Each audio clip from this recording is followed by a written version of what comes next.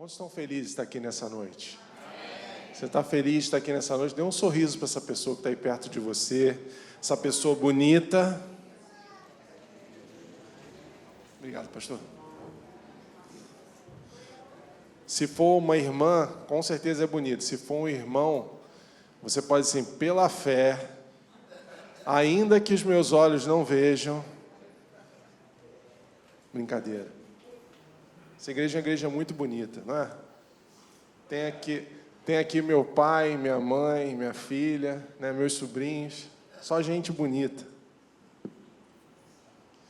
Irmãos, prazer estar aqui com vocês. Eu trago aqui junto comigo minha família, né? Parte já está aqui com vocês, então eu agradeço ao pastor Isaías, pastora Vera, por cuidarem da minha família aqui, que congregam com vocês, mas está aqui comigo minha esposa, Marcela, a menina mais linda do mundo para mim, meu filho Felipe, rapazinho muito bonito também, inteligente, e a Valentina não precisa apresentar, né?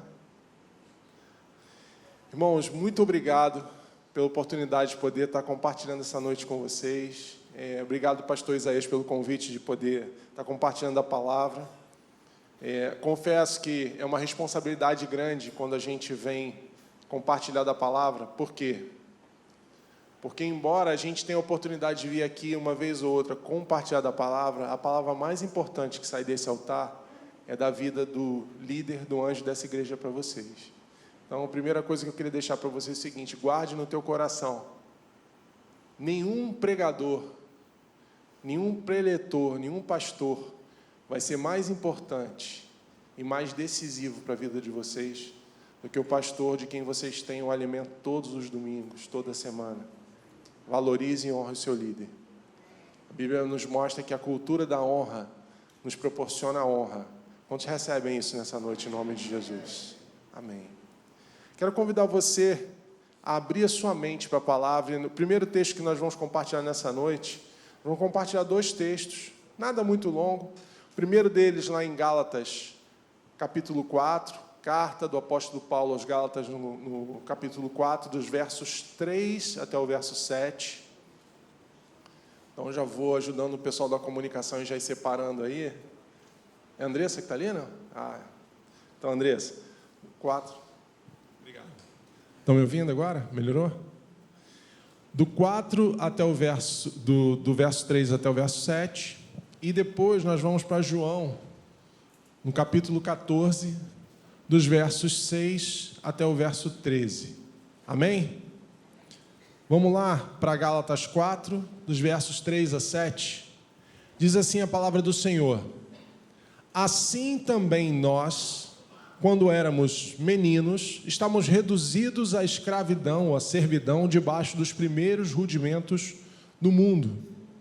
Mas vindo a plenitude dos tempos, Deus enviou o seu, nascido de mulher, nascido sob a lei, para remir os que estavam debaixo da lei, a fim de recebermos a adoção de...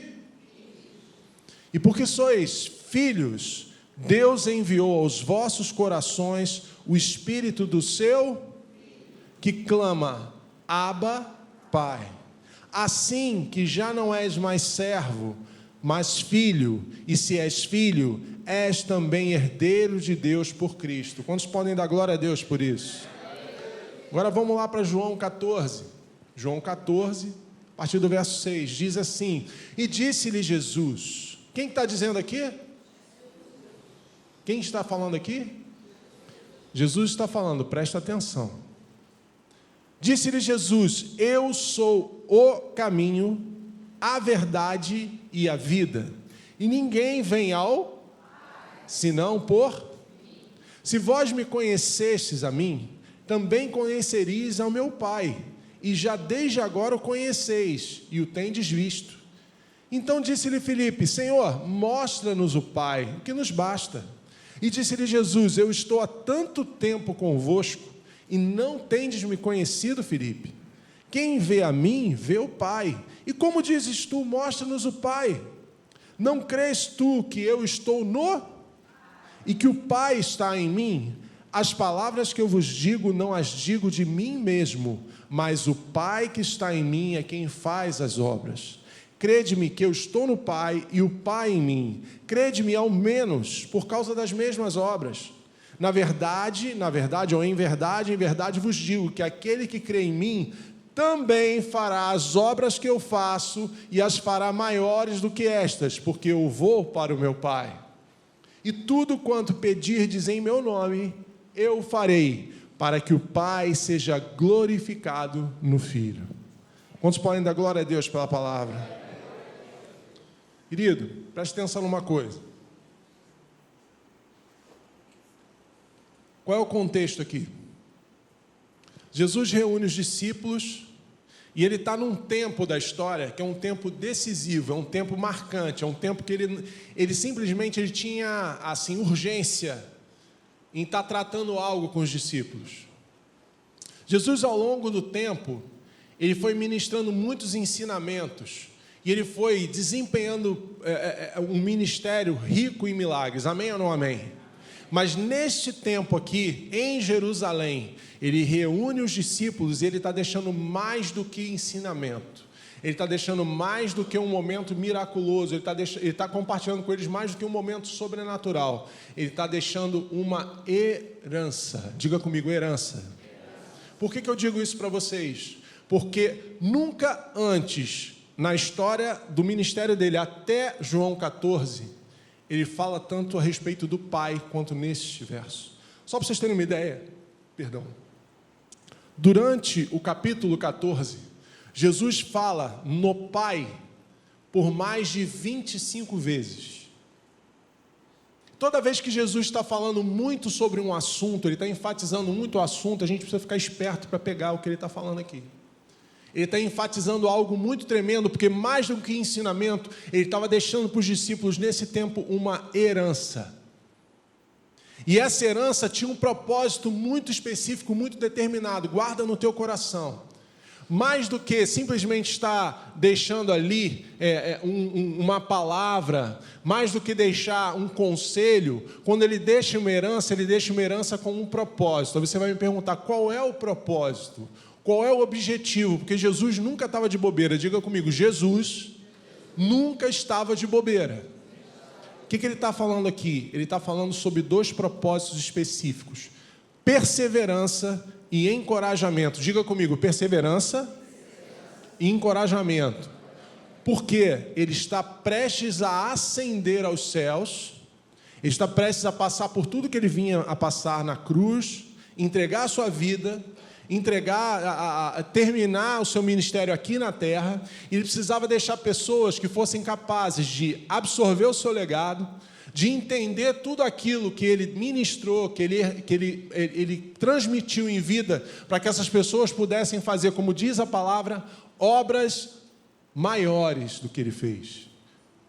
Você está entendendo onde Jesus quer chegar aqui? Preste atenção numa coisa, ele está ministrando aqui do seu legado profético e apostólico. E esse momento é um momento tão singular, porque essa mensagem ela traz consigo algumas chaves de ensinamento que são muito importantes para a vida dos discípulos e são importantes para a nossa vida hoje. Eu não tenho medo de errar e dizer e afirmar para vocês hoje que a nossa igreja, a nossa geração, não sabe o que é ser filho. Aliás, uma realidade da nossa geração hoje é a realidade da orfandade.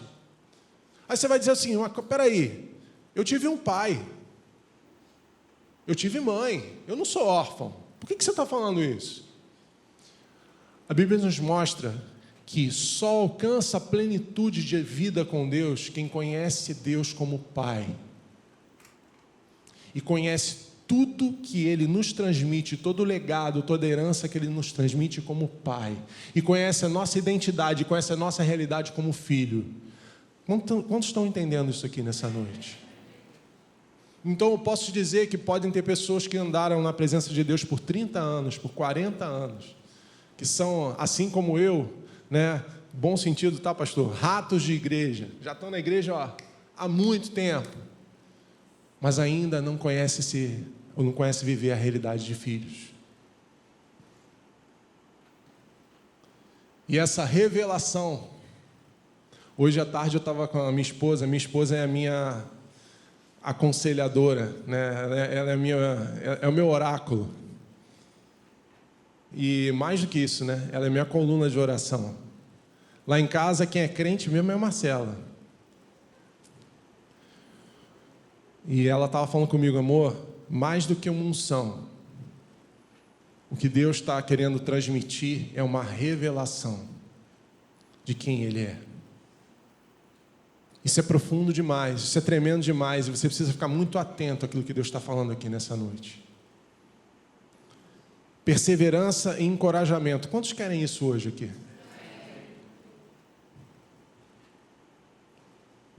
Fica muito claro aqui, Jesus nos mostrando o caráter do Pai.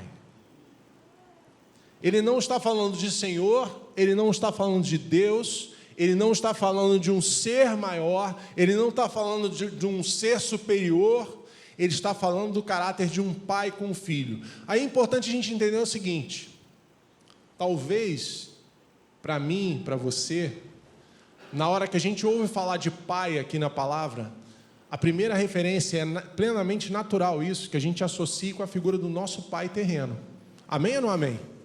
Quando você ouve assim, meu pai, Pai Celeste, o Pai, a primeira coisa que vem na nossa memória é pensar no nosso.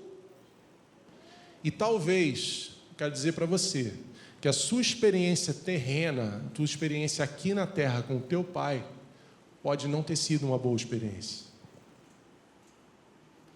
E grande parte do espírito de orfandade que hoje assola a nossa geração, assola por quê? Porque esse relacionamento de pai e filho, esse relacionamento de paternidade humana, terrena, é um dos principais estratagemas de Satanás, do nosso inimigo, para destruir a revelação de quem Deus é para nós.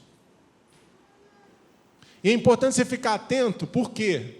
Porque talvez a tua má relação com o teu pai ao longo da tua vida, as decepções que você teve com o teu pai, o descrédito que você tem na figura paterna humana, afete a percepção de quem Deus é por conta da revelação de Deus é Pai. E eu aqui, longe de querer ficar me gabando ou ficar me rasgando seda de qualquer forma, eu tive o privilégio e a honra de ter um pai que para mim é uma plena referência de como Deus é bom. Meu pai é para mim, ainda bem que ele não está aqui hoje para ouvir isso, meu pai é para mim um pai maravilhoso. Eu tive uma referência de pai muito boa, muito feliz, muito saudável. Não que ele seja perfeito, ele tem muitos defeitos. A começar que ele torce para o Botafogo. Isso é um problema sério. Mas Jesus cura, Jesus transforma a pessoa. Brincadeira. Mas eu tenho uma referência boa de pai. Aliás, não só de pai, tive uma ótima referência de avô também. Meu pai foi a referência boa, saudável, feliz, de exemplo, de alguém que eu olhava, me inspirava, queria ser. Aliás, no início foi meio complicado, deixa eu te contar, a gente não conta só a vitória, a gente conta a derrota também, né, pastor? Quando eu descobri que meu nome era Francisco, eu não queria chamar Francisco, não. É verdade. Você está rindo? É porque não botaram seu nome de Francisco, tá? Eu não queria ser Francisco. Eu tinha um amigo na escola que chamava Marcelo. Eu cheguei em casa e falei, pai, como é que eu faço para a gente ir lá trocar meu nome para Marcelo? Aí meu pai, todo sem jeito, não, filho, não é assim que funciona, não. Aí de tanto insistir, ele falou assim, não, se você realmente não quer, se você não tem o desejo, a gente pode tentar ir no cartório, muda e tal, não sei o quê. Mas ele foi, como sempre, um jeitinho, né, esperto, ele foi e falou assim, não, vamos fazer uma viagem. Vamos viajar, e aí, nessa viagem, ele foi e me levou na cidade dele, lá em Bom Jesus de Itabapoana. Quem conhece aí Bom Jesus de Itabapoana? É uma cidade de primeira, irmão. Passou a segunda, acabou a cidade, não tem mais nada.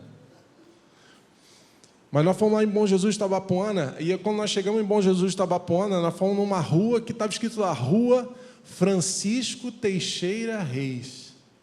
Aí eu olhei e falei assim, ué, é o nome do meu pai. E é o meu nome, porque não sei se vocês sabem, mas eu sou Francisco Júnior, né? Francisco Júnior significa que eu carrego o mesmo nome dele. Quando eu olhei lá, Francisco Teixeira Reis, eu falei, ué, eu sou nome de rua. E aquele dia eu saí, peito estufado, né? Falando assim, não, agora eu não quero trocar mais de nome, não. Agora eu quero ser Francisco mesmo, tá bom. Tá legal. Eu sou um nome de rua. Mas essa ilustração pequena é para dizer o seguinte, que muitas vezes, quando a gente não conhece a fundo o caráter do que é o nosso relacionamento pai e filho, muitas vezes a nossa identidade é afetada. A maior agressão que o inimigo faz conosco, quando nós temos uma relação de pai ou com um pai estremecida ou decepcionada, é justamente tirar de nós a capacidade de sabermos quem nós somos em Deus e sabermos quem Deus é para nós. Um filho que não sabe quem é o seu pai, ele não conhece a sua origem. E quando ele não conhece a sua origem, ele não sabe de onde ele veio, e muito provavelmente ele vai ter problemas de descobrir para onde ele vai. Mas Deus te trouxe aqui nessa noite, porque Ele quer restaurar no teu coração, na tua vida, a paternidade celeste dEle, que quebra, que ocupa todos os espaços, que sara todas as feridas. Você pode não ter tido a bênção, né? A felicidade de ter tido um pai que conseguiu ser uma boa referência, a ponto de você ouvir falar de Deus como pai e ter uma boa referência de Deus como pai. Mas eu quero te dizer uma coisa, o Senhor, através da revelação da paternidade, dessa unção, Ele quer trazer a você a restauração da tua alma, para que você possa conhecê-lo na intimidade do Pai. Amém? Jesus está falando aqui de paternidade. Os mais desavisados leem essa palavra e olham o seguinte, eu sou o caminho, a verdade e a vida, não é isso? Talvez se a gente olhar isso aqui, esse texto, e a gente fizer uma enquete aqui no meio de cada um de nós, esse texto é mais marcante para você. É Jesus falando que Ele é o caminho, a verdade e a vida. Porque está no para-choque do caminhão, está no adesivo atrás do vidro do carro, está em uma porção de lugares. Ou talvez, algumas pessoas vão dizer, não, a coisa mais marcante que está nesse texto aqui é Jesus falando que nós faríamos obras ainda maiores que Ele. Mas o que tem de mais profundo nesse texto é a revelação de Deus como Pai para mim e para você. Amém? Amém? Algo sobrenatural aconteceu na cruz. E a gente precisa entender o que aconteceu na cruz. Mais do que Jesus morrer pelos nossos pecados e trazer para a gente o perdão desses nossos pecados, que por si só já é algo sobrenatural, tremendo e transformador, através da cruz nós recebemos uma herança. Diga comigo, herança. O pai, ele transmite para o filho uma herança. Aí você vai pensar, na hora que eu falo herança, né, pastor? A primeira coisa que a pessoa pensa é o seguinte, opa, né? É uma casa, é um carro, é uma grana, né? É um terreno, é uma fazenda. Mas querendo ou não, preste atenção nisso, nós recebemos dos nossos pais uma herança. A herança pode ser no nível genético, né? Eu sou meio parecido com meu pai, quem olha para mim fala assim, você é a cara do Chicão, não é isso? Alguém pode dizer que a minha irmã é a cara da minha mãe, ou que a gente é uma mistura, mas existe algo, uma herança nossa, genética, na aparência, no jeito de falar, no jeito de se portar, de se mexer. Alguém pode olhar a Vivian e ver a Vivian parecida com a pastora Vera, com o pastor Isaías. É uma herança. Você passou para o seu filho. É uma herança os valores. É uma herança, a gente está falando de jeitos de tratar situações, jeitos de encarar a vida, jeitos de se mover em determinadas situações. Quando a gente olha para os nossos pais, isso é uma herança. É uma herança. E quando essa herança não é positiva, quando essa herança não é uma herança que nos traz boas lembranças, isso se torna um conflito dentro da gente. Porque para a gente entender aqui que a herança que vem de Deus através de Jesus na cruz é uma herança que nos eleva a uma condição de filho. E presta atenção numa coisa: quando você tem uma paternidade restaurada, uma relação com o Pai das luzes, em quem não há sombra de variação, em quem não há pecado, em quem não há agressão, em quem não há abuso, um Deus que nos ama de forma perfeita, um Deus que nos ama de forma cristalina, sobrenatural, essa relação de um Deus maravilhoso, Pai com o Filho, a herança que Ele estabelece sobre as nossas vidas é uma herança de alguém que pode chegar para Ele e falar assim: Pai, eu preciso de Ti. Pai, eu preciso de Ti nas menores coisas, eu preciso de Ti nas coisas que às vezes não têm tanta relevância, eu preciso de Ti, Senhor Deus, nas coisas mais importantes, eu preciso da Tua direção, eu preciso do Teu socorro, eu preciso da Tua cura, eu preciso da Tua restauração, eu preciso de ter um relacionamento contigo.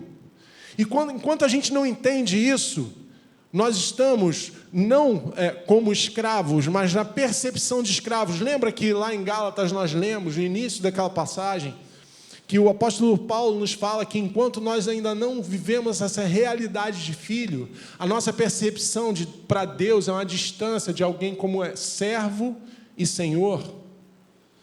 E sim, a Bíblia nos descreve como servos dele. Nós somos servos do Senhor, mas mais do que servos, fomos feitos filhos através da cruz. Filhos. Diga comigo: eu sou filho, filha.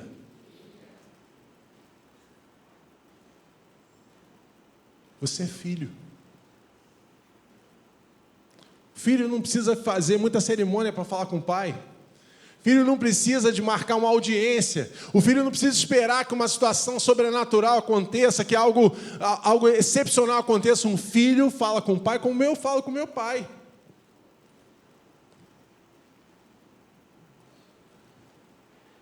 Um filho tem liberdade de falar com o pai. Um filho tem liberdade de pedir ao pai. O pai, muitas vezes, como o meu pai fez ao longo da vida, ele pode dizer não. Porque dizer não também é amor. E algo também que tem sido desconstruído na nossa geração é de que ser um bom pai é dizer sim para tudo. Não é.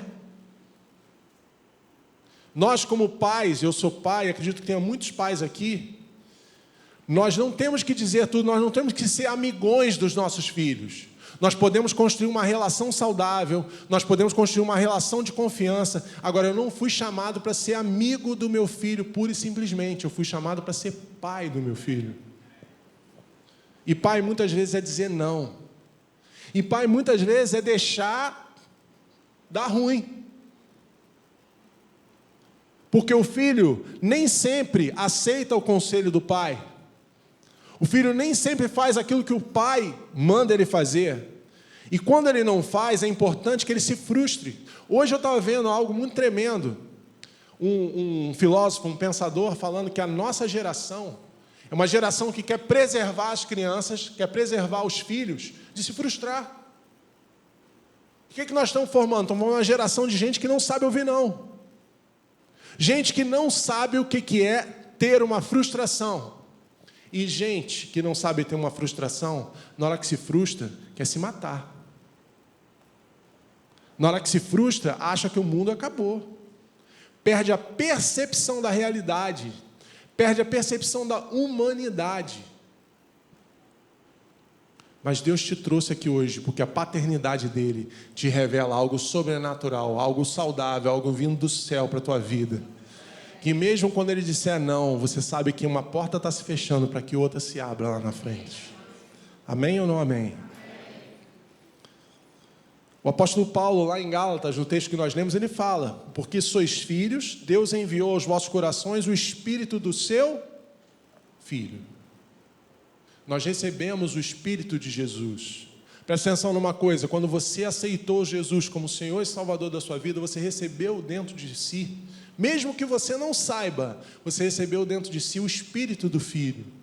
Mas a revelação de ser filho vem no momento que você entende que o Pai quer para você aquilo que um pai quer para um filho. Presta atenção no que eu estou te falando aqui. Um pai, numa relação saudável como a de Deus conosco, ele quer que o filho vá onde ele não foi.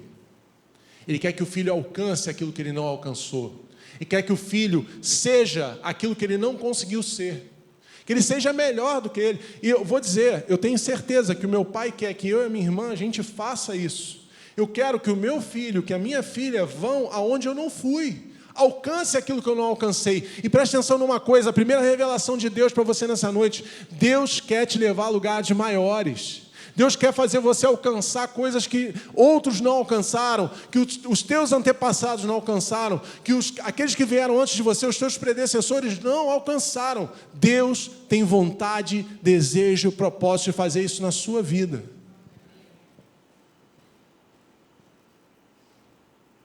O termo no original grego, em João, foi escrito em grego. Algumas pessoas podem pensar que João foi escrito em hebraico. Não, João foi escrito no grego. E o termo que Jesus utiliza para pai é pat-air, da onde vem a palavra pater, que remete à pátria.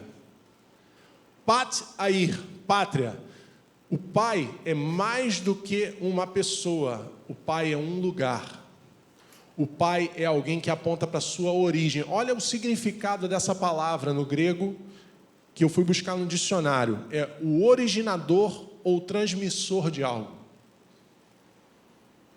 Alguém que dá origem e alguém que transmite alguma coisa. Olha a herança se materializando no original do grego. Alguém que dá origem e alguém que transmite. Segundo, pessoas que são imbuídas pelo mesmo espírito do fundador ou do transmissor. Essa palavra diz que, ao ser ministrada a revelação da paternidade, algo foi gerado dentro de nós, o mesmo espírito de quem nos formou, de quem nos fundou, de quem nos criou. Quantos recebem isso nessa noite? Terceiro, alguém que tem infundido no seu próprio espírito, que atua e nos governa nas mentes. O pai, ele é uma pessoa, mas o pai, ele é um lugar. E o pai, ele é uma condição. Jesus disse, eu vou para o... Então o pai é um lugar. Jesus disse, eu deixo-vos o espírito do meu... O espírito de Deus nada mais é do que o espírito do próprio Deus. O Espírito Santo não é um fantasma. O Espírito Santo não é uma revelação, um sassarico que veio do céu para queimar fogo aqui na terra. O Espírito de Deus é o Espírito do próprio Deus, que foi derramado sobre a minha vida, sobre a tua vida, para o quê? Dar continuidade, trabalhar em cima do legado que Jesus deixou aqui na terra. E aí o entendimento de que o Espírito de Deus dá essa continuidade, que nós recebemos esse Espírito, nos confere a propriedade de entender o seguinte: através do Espírito eu alcanço a plenitude de filho. Através do Espírito eu alcanço de verdade o quanto Deus quer que eu cumpra nessa geração o propósito de obras maiores do que Ele fez. Alguém pode pensar assim, eu já ouvi isso, tá, irmãos? Júnior, esse negócio de obras maiores é complicado, porque eu nunca vou ser maior do que Jesus. Como é que eu vou fazer uma obra maior do que Ele fez? Presta atenção numa coisa, eu e você, nós nunca vamos chegar nem no rabinho da tira do chinelo de Jesus. E não é isso que a Bíblia está tratando aqui. O que a Bíblia está dizendo é que o alcance do ministério de Jesus, ele teve o seu êxito enquanto ele estava aqui na terra, para aquela geração e para aquela geografia ao redor. Mas a continuidade desse alcance, a exponencialidade da obra dele, se dá através da minha vida e da tua vida hoje. Quando ele diz, você vai fazer uma obra maior do que a minha, ele está dizendo que mais do que nós sermos, nem de longe nós sermos melhores ou maiores do que ele está dizendo o seguinte, que as obras, o ergon, no original, esse ergon no original do grego, é o termo que é a origem de ergonomia. Quem conhece um pouquinho de saúde do trabalho sabe o que é ergonomia. É você sentar da maneira correta, você se portar da maneira correta, você preservar a sua saúde enquanto você está ali numa tua posição de trabalho ou numa posição de atendimento. O que é o trabalho? O que é a obra? É aquilo que vai através das nossas mãos. Ele nos dá a condição, Ele nos dá a revelação e Ele nos entrega para dizer o seguinte: vai, porque eu te faço. Através da sua vida, eu faço obras maiores que a minha.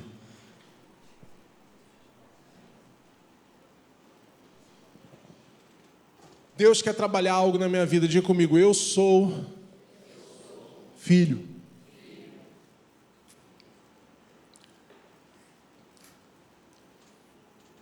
Lá em João 15:16, Jesus diz o seguinte: não me escolhestes vós a mim, mas eu vos escolhi a vós, e vos nomeei. Vos?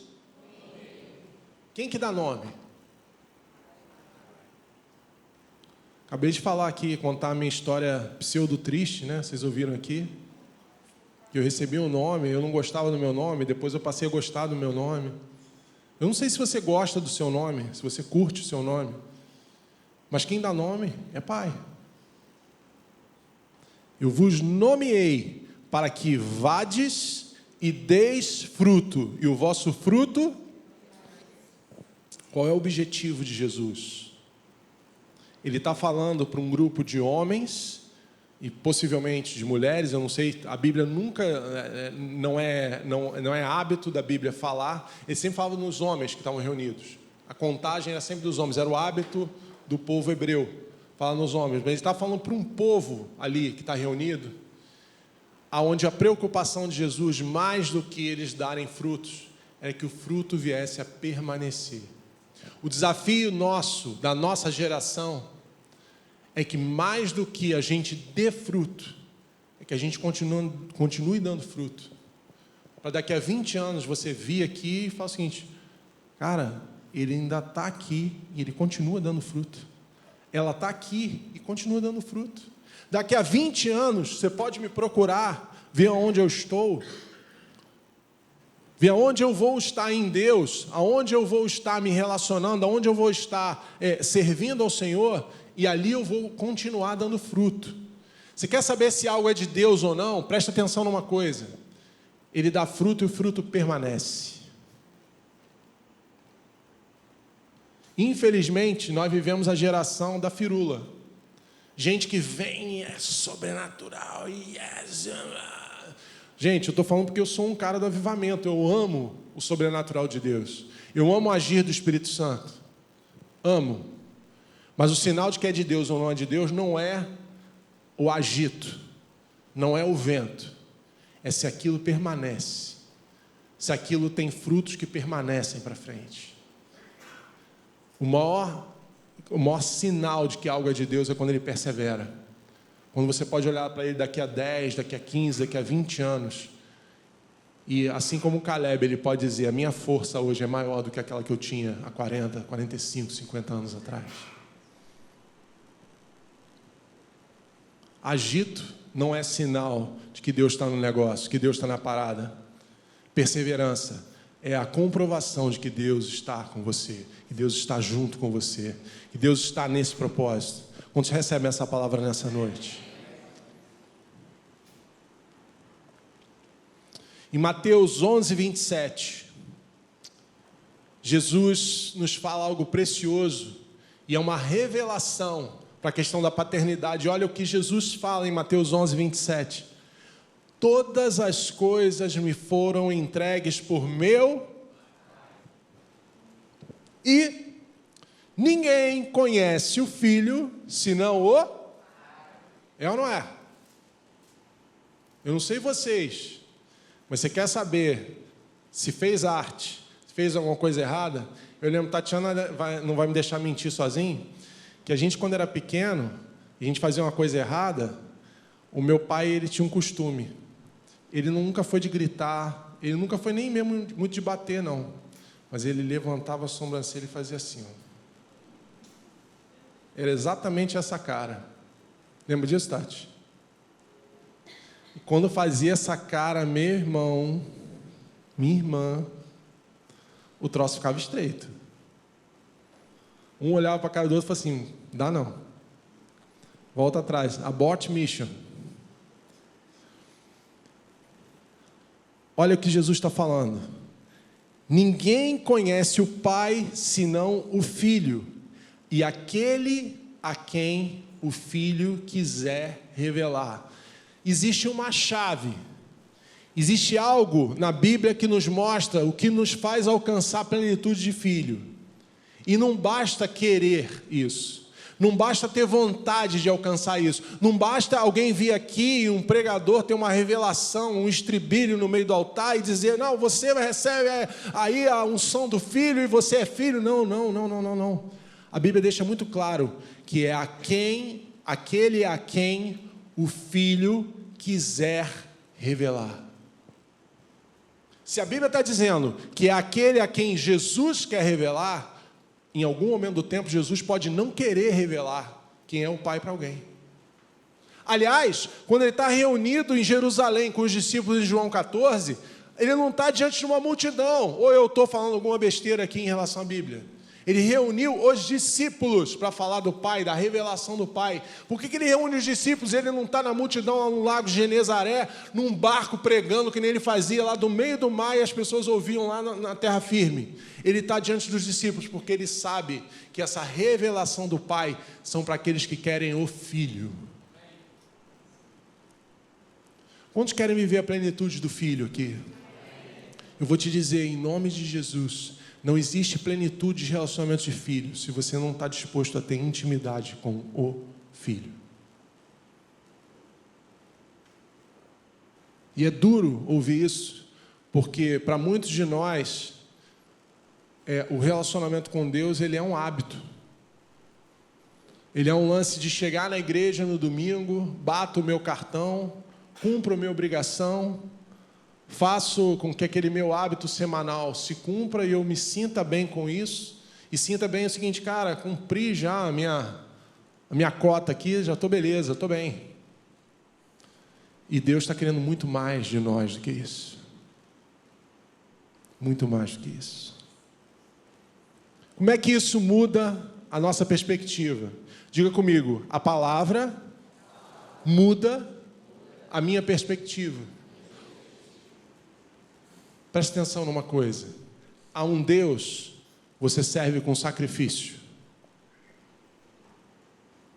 Desde os tempos mais antigos, no Velho Testamento, o relacionamento do homem, quando não tinha revelação da graça, da visão do Pai, era através do sacrifício. Alguém chegava lá, no Santo dos Santos, no átrio, na sinagoga, e oferecia um sacrifício. A um pai, você serve com honra. Vocês estão entendendo?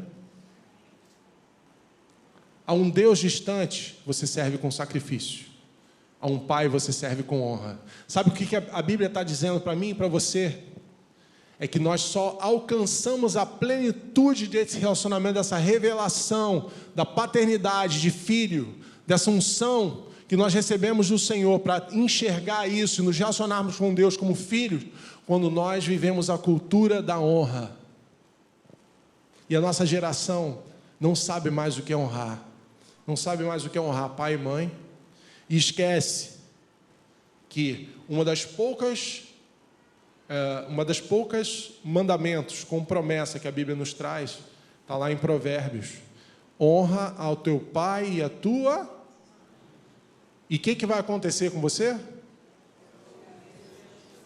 Se prolongarão os seus dias na terra. Sabe por que tem muita gente morrendo hoje em dia? Porque ao invés de viver a cultura da honra, está vivendo a cultura da desonra. A um pai, você serve com honra.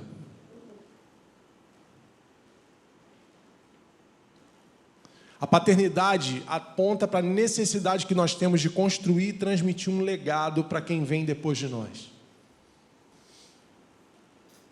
Eu lembro que eu sempre ouvi do meu pai, olha que coisa interessante, né? Hoje está sendo quase uma sessão de terapia, né, pai? meu pai falando assim: eu tenho um plano de carreira. Meu plano de carreira é o seguinte: até os 30 eu quero ser gerente, até os 40 eu quero ser diretor. Lembra disso? E eu tive um problema, porque eu comecei a ter uma profissão e ter uma carreira, e no meio do caminho eu descobri que não era aquilo que eu queria. E logo em seguida eu comecei a trilhar uma carreira no mundo corporativo. E eu tinha dentro de mim, eu nem sabia disso, aquela palavra do meu pai no meu ouvido dizendo o seguinte: até os 30 tem que ser gerente, até os 40 tem que ser diretor. Olha que coisa. E eu comecei minha carreira no mundo corporativo com 26 anos, irmãos. Normalmente, alguém começa o quê? Está na faculdade, né? Vira escraviário, né? Pega vale transporte, ticket de refeição, né? Pega ônibus, barca lotada. Fiz muito isso, tá, irmãos? Andava aí direto em Niterói no FBI. Quantos conhecem o FBI? Fonseca, Barcas e Caraí, o 49. Já peguei lotado, quase caindo na porta de trás. Já dei balão sem querer. Quem é de Niterói sabe o que é dar balão, né? Dar balão sem querer é o seguinte: você entra no ônibus, você quer passar na roleta, mas não adianta, porque você não consegue chegar na roleta. Chega no ponto, te empurram para você cair do negócio e você ir embora. E eu, começando uma carreira com 26 anos, como é que eu consigo ser gerente com 30 e diretor com 40? E Deus é tão tremendo, tão maravilhoso, que não foi com 40, mas com 43, eu cheguei a ser diretor. Eu fui promovido a diretor da minha empresa. Para a glória e para a honra do Senhor. Mas você vê que um pai, ele, mesmo sem querer, ele transmite um legado para o filho. Mesmo sem perceber, ele transmite um legado. E o legado que o nosso pai está nos transmitindo aqui hoje é uma revelação dessa herança, desse relacionamento que nos faz alcançar um patamar diferente, um lugar diferente nele. E eu quero te dizer, Deus te trouxe aqui nesse lugar hoje, porque Ele quer que você alcance nele coisas maiores, obras maiores, um lugar maior nele, para fazer e cumprir o propósito dele nessa geração. E o símbolo, preste atenção numa revelação que Deus trouxe ao meu coração. Eu estava caminhando no calçadão, e eu estava ouvindo uma palavra que não tinha nada a ver com isso, e Deus falou comigo o seguinte: sabe qual é o maior legado de paternidade que a Bíblia nos mostra? É quando o líder consegue formar o seu sucessor. Aí eu falei assim: peraí, como assim, Deus? Porque o desejo do coração do pai é que o filho seja um sucessor, e como a própria palavra diz, sucessor, sucesso, que alcance êxito. Amém ou não amém? Quem é pai e mãe aqui? Levanta a mão aí para ver. Você quer que seu filho vá onde você não foi. Você quer que seu filho alcance aquilo que você não alcançou. Amém? Olha o que Deus me falou. Ele falou o seguinte: olha, preste atenção. O único profeta na história da Bíblia que conseguiu formar um sucessor de êxito foi um cara chamado Elias. O único. Aí você vai dizer assim: não, Júnior, mas peraí, a Bíblia mostra que tiveram vários profetas que outros profetas sucederam. Beleza. Mas que conseguiu formar o seu sucessor, e esse sucessor conseguiu ter mais êxito do que ele, só Elias. E sabe o que acontece com Elias? A Bíblia fala, lá em Lucas 1, 16, 17, que ele avançará a respeito de João Batista na presença do Senhor, no mesmo espírito e poder de Elias, com o propósito de fazer o coração dos pais aos seus filhos. O maior legado profético de paternidade que a Bíblia nos mostra é quando Elias consegue fazer Eliseu seu sucessor, e fazendo Eliseu seu sucessor, fazer com que ele manifeste obras ainda maiores do que ele fez. E não sei se você sabe, mas Eliseu fez simplesmente o dobro dos milagres de Elias enquanto ele estava aqui na terra. E tem algo que a gente muitas vezes não presta atenção, mas é o que eu quero dividir com vocês hoje. É comum a gente virar e falar o seguinte: não, Eliseu foi o dobro de Elias. Mas você sabia que Eliseu não manifestou esse dobro em vida? Você sabia que o último milagre de Eliseu foi manifestado depois que ele já tinha morrido? Quando aquele soldado é jogado na cova dele, onde estavam os ossos secos dele, e aqueles ossos fizeram com que aquele soldado voltasse à vida. Preste atenção no que a Bíblia está dizendo para mim e para você, nos revelando nessa noite. É que o legado que Deus depositou sobre mim e para você, para as próximas gerações, até depois da nossa morte, vai persistir.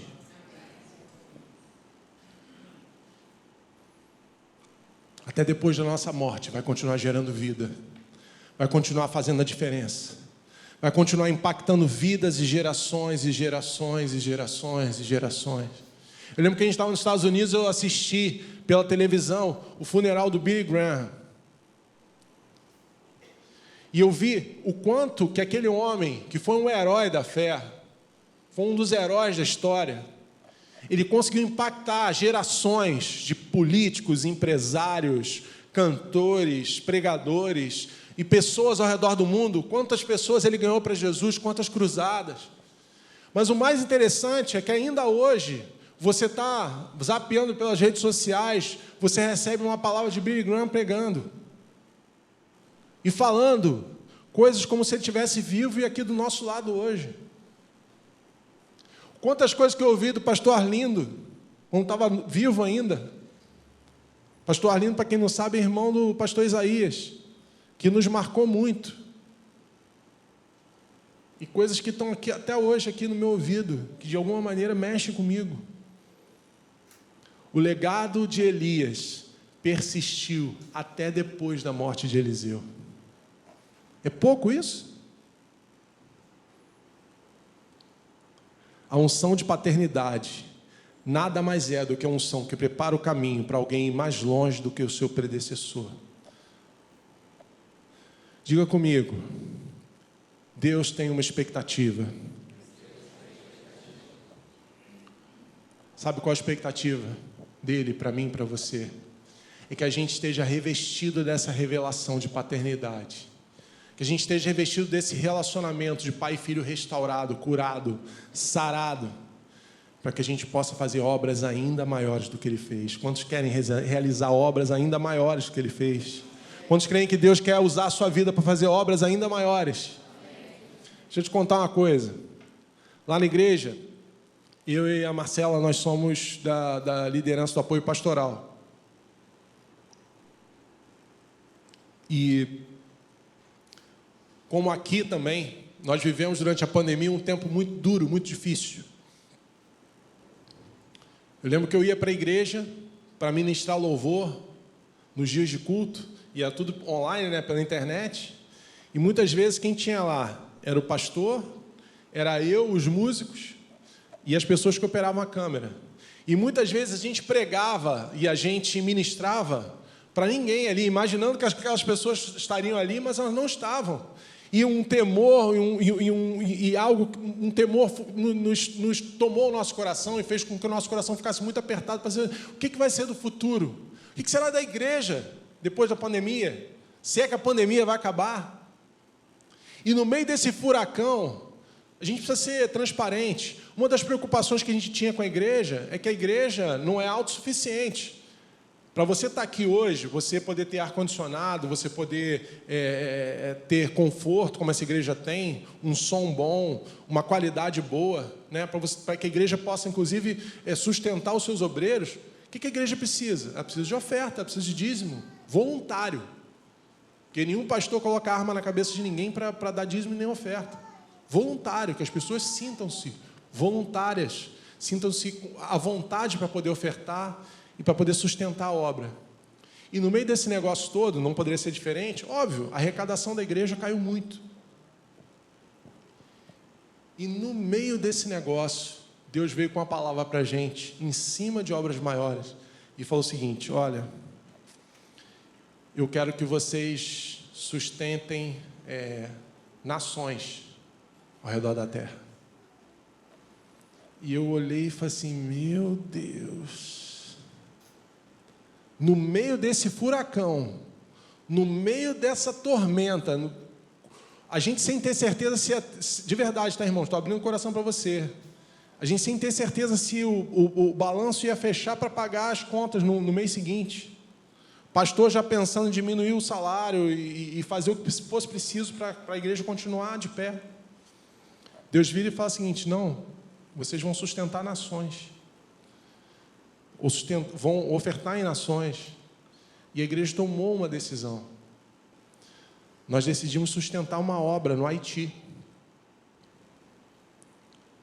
E quando aquela palavra veio, aquela palavra foi muito decisiva, porque não era algo que era confortável para a gente. Não era um passo, por assim, não está sobrando dinheiro aí, tem uma sobra de caixa aí, tem uma grana sobrando, a gente vai lá e oferta. Nós tomamos a decisão de ofertar quando ainda não tínhamos recursos nenhum. E nós começamos a sustentar uma creche, uma espécie de uma escola, que hoje tem 300 crianças lá no Haiti. 400 crianças, né? 400 crianças no Haiti. E uma vez o nosso pastor, um dos nossos pastores, o Tiago, ele estava lá em casa, e a gente estava comendo alguma coisa, e eu falei assim: pastor, Deus falou comigo que essas 400 crianças que nós estamos sustentando lá no Haiti, que passaram, que muitos deles são órfãos. Não sei se vocês sabem, no Haiti teve terremoto, teve uma opção de problema lá, sério. Nós estamos tocando no futuro da nação. E no meio desses meninos, Deus vai levantar ministros, Deus vai levantar políticos, Deus vai levantar advogados, Deus vai levantar pessoas que vão impactar o futuro dessa nação.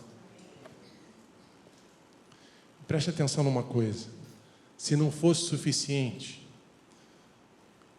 obra maior, diga comigo, obra maior é coisa de gente ousada.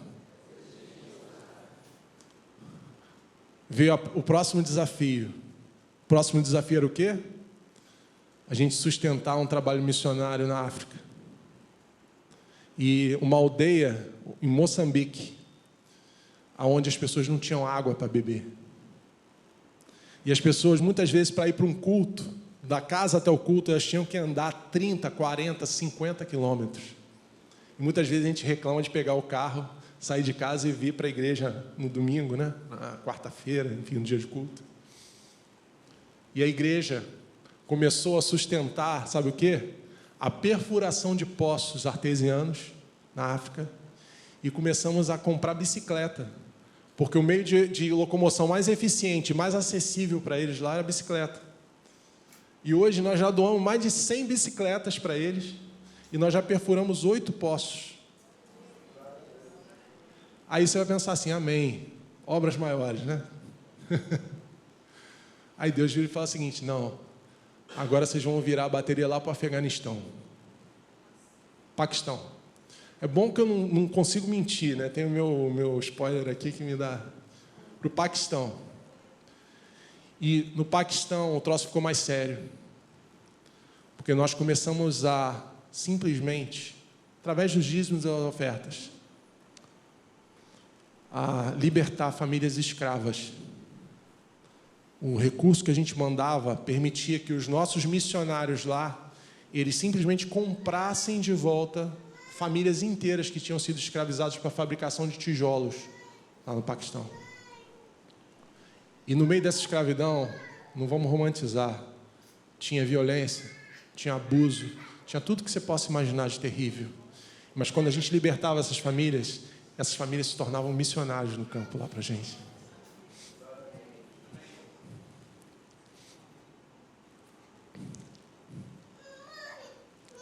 Obras ainda maiores. E você sabe o que é tremendo? É que no meio desse turbilhão, uma decisão ousada, nós estamos batendo todos os recordes de arrecadação.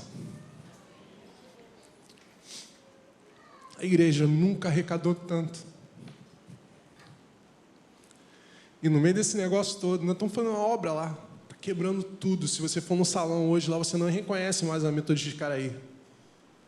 Estamos fazendo cafeteria, estamos fazendo uma opção de coisa, largando para cá, largando para lá. Por quê? Porque a gente é especial, porque a gente é... Nada. É porque essa revelação da paternidade de Deus, da unção de filhos que nós recebemos, nos fez entender que para obras maiores é preciso ousadia. É preciso dar o passo sem ter o chão embaixo. Eu posso dizer para vocês, na minha vida, na nossa vida, nós nunca vivemos um tempo como a gente está vivendo hoje, de prosperidade de Deus.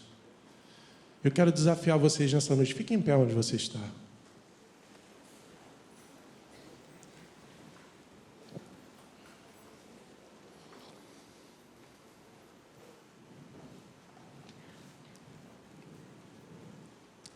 Deus tem uma expectativa. Mais do que uma expectativa, Ele tem um propósito. E Ele tem urgência. E o propósito e a urgência dele nessa geração é que eu e você sejamos conquistadores de vidas, conquistadores de pessoas. Que aonde Deus te colocou, a obra que Ele trouxe para as tuas mãos, ela seja multiplicada nesse tempo. Deus te chamou para dar passos ousados. Eu não estou dizendo aqui que a igreja, você vai ter que contribuir para as mesmas obras que nós estamos contribuindo ou dar os passos que nós demos, não. Quem vai dar a direção para vocês do que vocês vão fazer é o Espírito Santo. Mas preste atenção numa coisa, nós estamos chegando num tempo profético da igreja na terra, que nós temos que nos comprometer com obras maiores do que Ele fez. Em alcançar lugares que Jesus, enquanto estava em terra, não conseguiu alcançar, mas eu e você, nós vamos alcançar.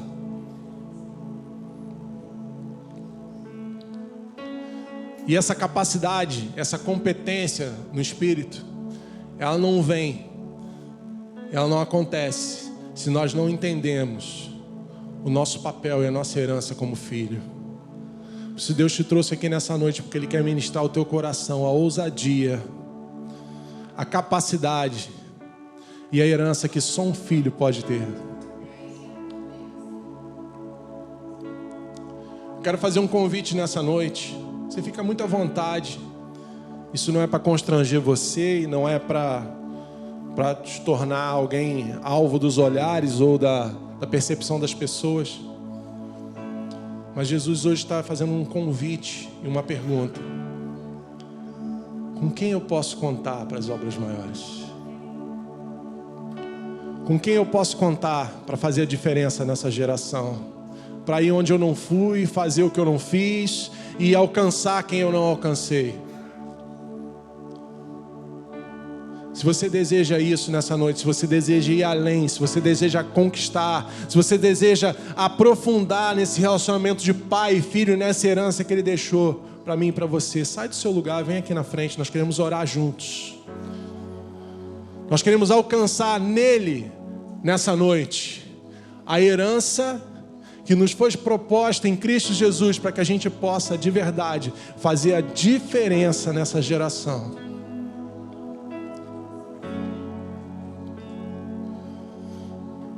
Feche os teus olhos, nós vamos cantar um cântico agora e eu quero que o Espírito Santo ministre ao teu coração através desse cântico.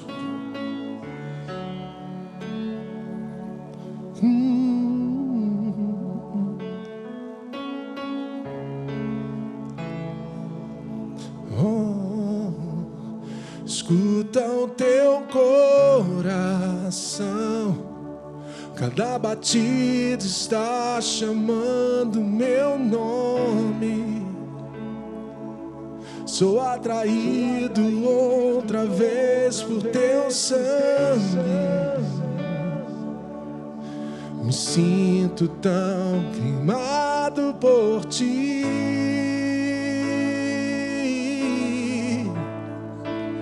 Me apego em teu coração, pois você me aceitou pra sempre. O meu amor por ti é tão surpreendente. Me sinto tão mimado por ti.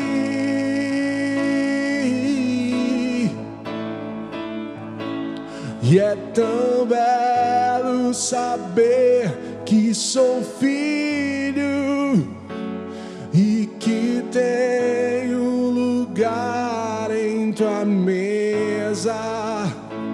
Não há nada melhor que escutar tua voz dizendo nossa comunhão é eterna. Oh, oh, oh, oh. Você me amou primeiro com amor verdadeiro. Oh, oh, oh. Eu nasci pra te adorar, Senhor. Eu nasci pra te adorar, Senhor.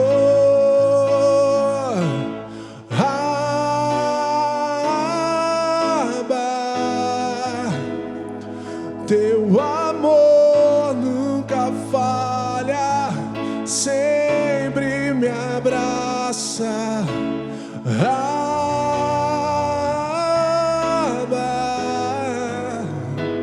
teu amor nunca falha.